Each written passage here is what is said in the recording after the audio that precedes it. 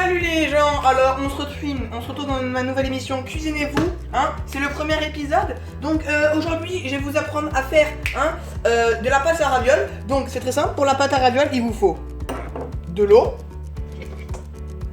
2 œufs, de la farine de sarrasin. Alors pour la farine de sarrasin on peut également utiliser de la maïzena, c'est de la farine de maïs. Et on peut aussi utiliser de la farine normale. Alors il vous faudra aussi également un saladier, du sel pour ajouter une petite note salée et une balance. Alors on va commencer tout de suite. Par l'étape numéro 1, c'est tout simplement de prendre notre saladier et de prendre la balance. Vous mettez la tare, il faut que la tare ici ça soit marqué 0. Donc hop, on allume la balance, c'est marqué 0. Sauf que quand je vais poser le saladier, ça va afficher un nombre. Bon là 590, mais ça on s'en fout.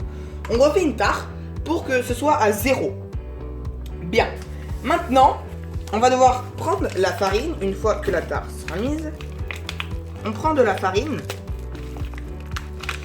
Hop, on déroule le tout. Hop.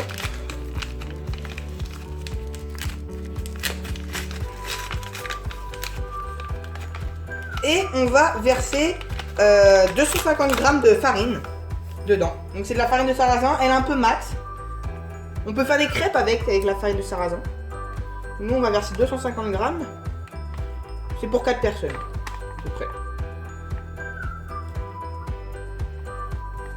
Hop, 236, 40, 45.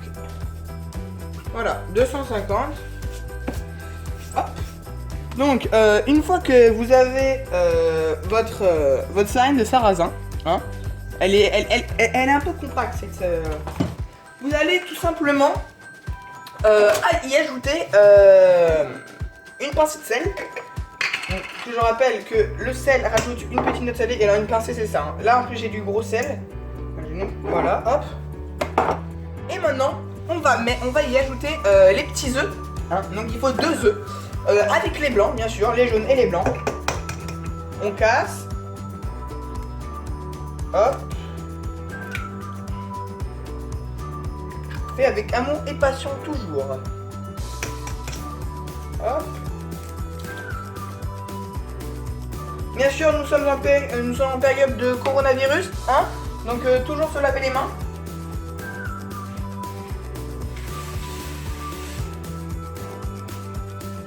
Ça y est, mes mains sont lavées, donc maintenant on va pouvoir attaquer le mélange. Donc le mélange toujours avec les mains, ça va être l'ustensile que je vais utiliser. Voilà les gars, la pâte elle est prête, une belle boule bien homogène. Donc une fois que ceci est fait, on va tout simplement mettre un petit torchon pour faire reposer la pâte, toujours.